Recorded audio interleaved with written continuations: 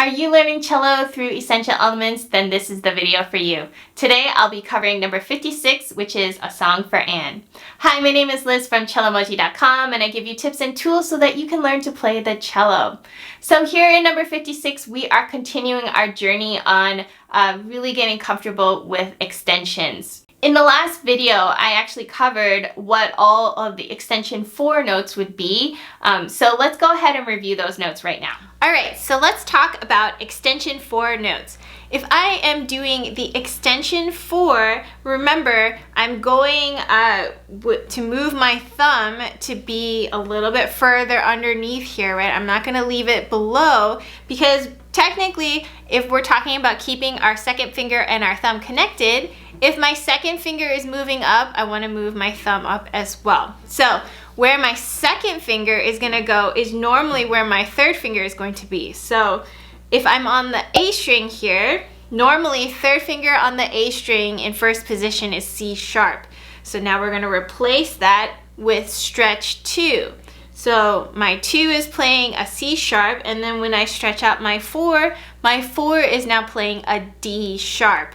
And my ring finger would technically be playing a D. So if I show you once without any extensions, it's B, C sharp, and then D. Now with extension, it'll be B, stretch 2, C sharp, stretch 4, D sharp. Again, no stretch, C sharp, D natural, and now with the stretch, B, stretch 2, C sharp, stretch 4, D sharp.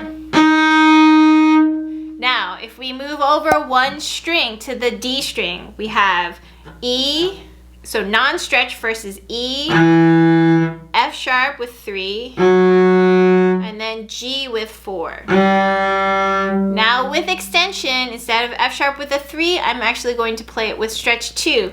And notice I'm really trying to move my thumb underneath here so my pinky makes it easier. So now with stretch, it's E, stretch 2, F sharp, stretch 4, G sharp. I'll show it again. E, no stretch, F sharp, fourth finger on a G. And now I'm going to do E, stretch 2, so F sharp, and then I stretch 4, G sharp. Now moving over to the G string. G string with no stretch is A with a first finger, 3 fingers down, that's a B natural, fourth finger down, that's your C. Now if I'm going to stretch, I'm going to do A and stretch 2, B natural. So my 2 now is playing a B natural. So A, stretch 2, B natural, stretch 4, now I'm playing a C sharp. All right, I'll show you no stretch, A, B, and C natural. A, 3 down, B natural, 4 down, C. Now with a stretch is A, stretch 2, that's B natural, stretch 4, that's C sharp. Finally on the C string, with no stretch, I'm playing D, third finger's playing E, and then fourth finger's playing an F natural. D, E, and then F. F natural, okay? Now, when I'm doing a stretch, my E is now going to be playing with a stretch 2, and then I'm going to stretch 4 for an F sharp. So D, stretch 2, E natural, stretch 4, F sharp. So let's do it again. So D, E, and F natural. That's non-stretch. Now I'm going to stretch. D, stretch 2, E natural, stretch 4, F sharp. So you're noticing too, when I'm doing the stretching, I am not actually stretching and moving. I really do want to feel the stretch between 1 and 2, as well as 1 and 4.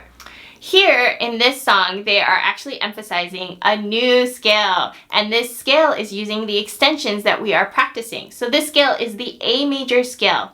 If you notice in the key signature, there are 3 sharps: F sharp, C sharp, and G sharp. So let's go over this scale right now and give it a try. If you are needing the notes, or you're just wondering exactly how the hand structures and things will work out, it is actually in the previous number, number 55.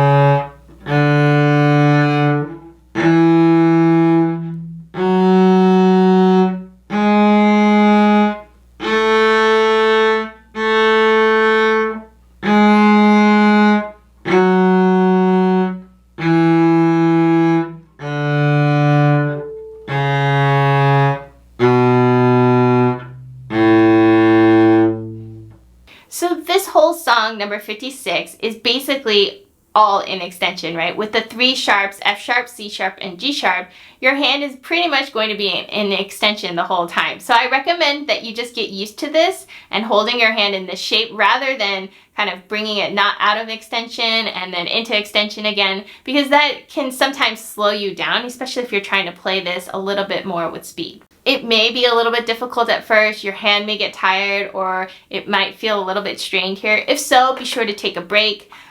You definitely want to build up some stamina to this. This is not just something you wake up one day and you can all of a sudden do extensions. You kind of need to build up to that. But I really do encourage you to really try to feel out that stretch in your hand. That way your hand can get used to both positions, a non-stretch position and a stretch position.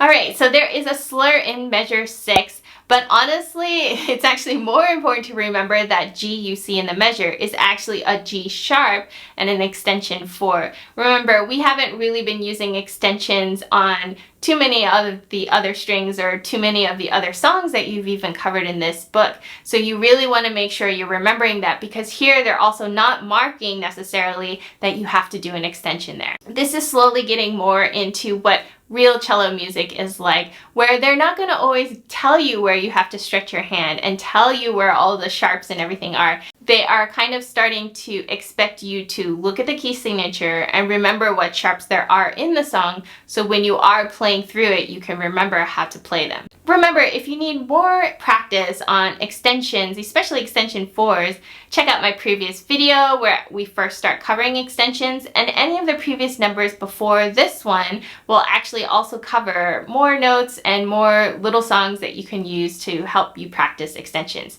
But don't you worry, there's definitely going to be plenty of music going forward where you are going to be using your extensions. So it's just something for you to pay attention to and get comfortable with, because you will start to use it more. Alright, and if you have some thought left to spare while you're playing this, try to check out the little swell that you see on the second line there, just to give it a little bit of musical shape and try to really make this sound more like a song and less like an exercise. So I'll play through ones by myself, and then I'll play through ones with the accompaniment provided by Essential Elements Interactive.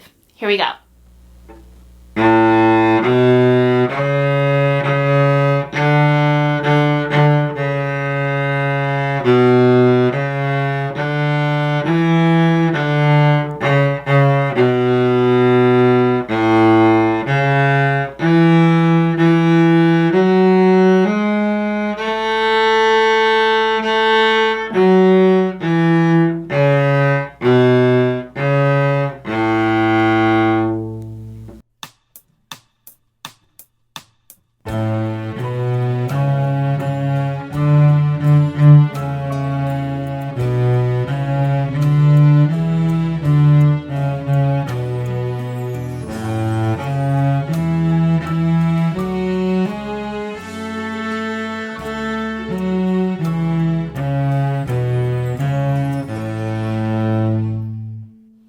So there was number 56, A Song for Anne. If there are any questions I haven't answered in this video, be sure to leave them in the comments below.